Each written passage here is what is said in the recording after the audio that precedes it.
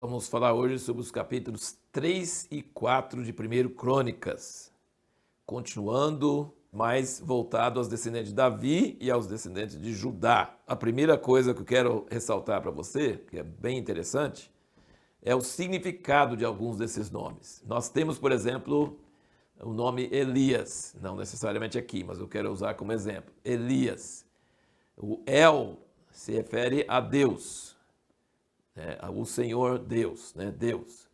E o as, quando termina em AS em português, refere a Jeová. Em inglês é AH, Elijah, né? Então, Elijah, J-A-H, é Jeová mesmo. E El é Deus.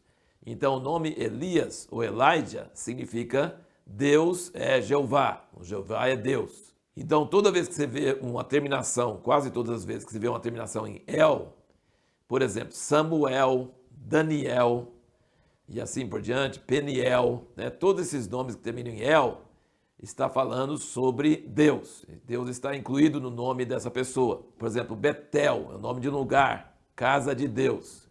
Então, El é Deus. E quase todas as vezes que você vê um nome em português aqui, nessa lista aqui, que termina em AS, igual Elias, Jeremias, Isaías, né? Todos que terminam em AS, esse é o nome de Jeová incluído no nome. Então eu não marquei os versículos, mas eu vou citar para você alguns nomes que estão aqui nesses dois capítulos que nós lemos hoje. Adonias, que é um dos filhos de Davi. Meu Senhor é Jeová. Cefatias, Jeová tem julgado. Abias, Jeová é meu pai.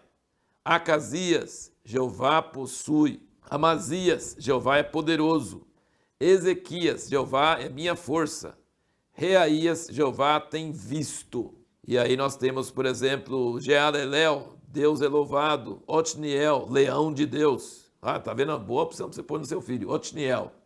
O pessoal tá com cada nome, né? Mas não fica tão bem, né? Otniel, mas o significado é bom, hein? Leão de Deus. Azrael, Deus segura.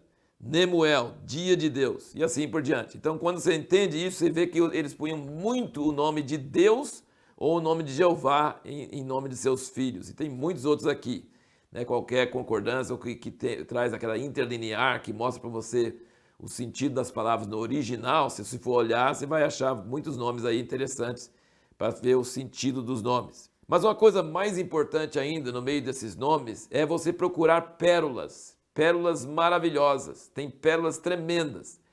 Tem um exemplo de umas pérolas aqui, no capítulo 4.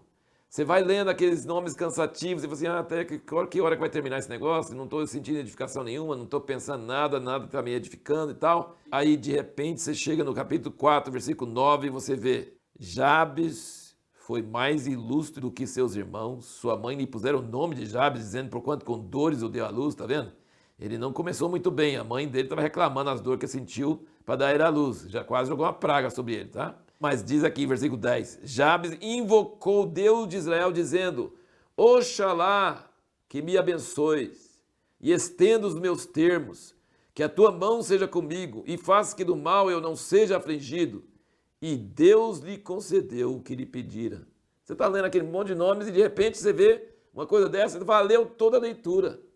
Presta bem atenção, quando você vê um artista, ou um músico, ou um bom palestrante, orador, treinado e tal, ele não vai o tempo todo, sabe, com coisas fortes, cores fortes, notas altas, não. Ele vai baixinho e as coisas quase sem graça, você quase dorme, de repente vem aquela coisa no meio, né? Então, assim, uma pintura, as partes menos chamativas são importantes porque fazem que as partes chamativas sejam mais enfatizadas.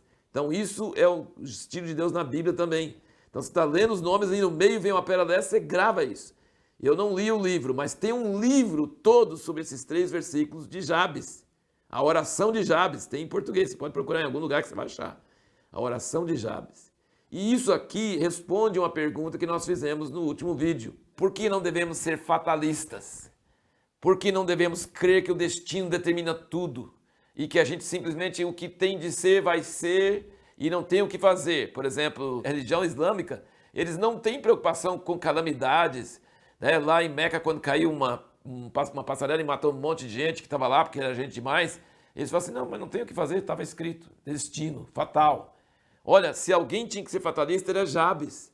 Jabes, a mãe dele deu o nome dele, porque com dores o deu à luz. Mas ele falou, Oxalá, que me abençoes e estenda os meus termos, que a tua mão seja comigo e faça que do mal eu não seja afligido. E Deus lhe concedeu o que pedira. Nós não temos um destino traçado obrigatório.